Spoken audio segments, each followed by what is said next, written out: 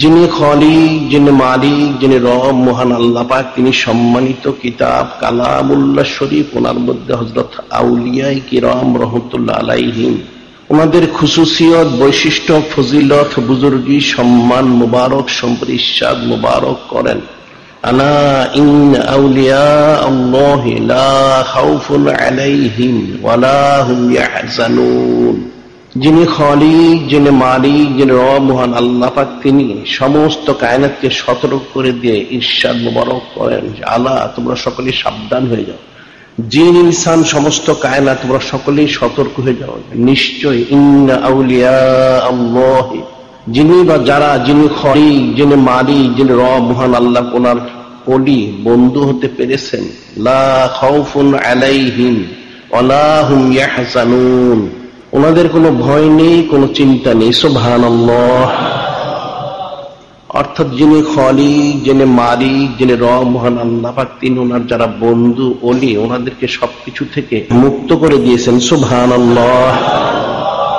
এবং যিনি খালেস ওলি হবেন, বন্ধু হবেন, ওনার সিফত সম্পর্কে তিনি ইরশাদ মুবারক করেন যে আলা ইন্না আউলিয়া আল্লাহি লা খাউফুন আলাইহিম ওয়ালা হুম ইয়াহজানুন আল্লাযীনা আমানু ওয়া কানু ইয়াত্তাকুন লাহুমুল বুশরা ফিল হায়াতিদ দুনিয়া ফিল আখিরাহ লা তাবদীলা লিকালিমাতিল্লাহ যালিকা হুয়াল ফাওজুল আযীম।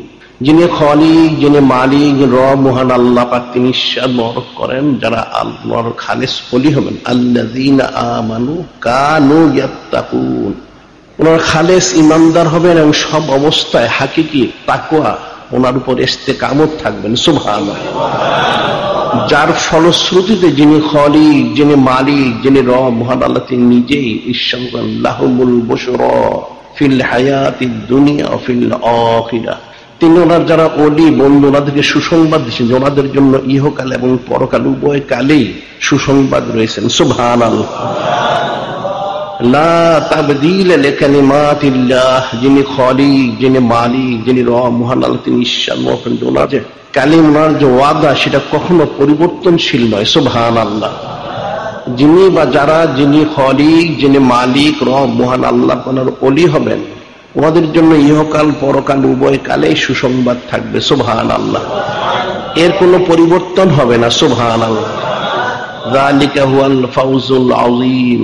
এবং এই বিষয়টা হচ্ছে, যিনি বা যারা ওলি উল্লাহ বা আল্লাহ হলেন, ওনাদের বিরাট একটা কামিয়াবি এবং সফলতা। সুবহানাল্লাহ।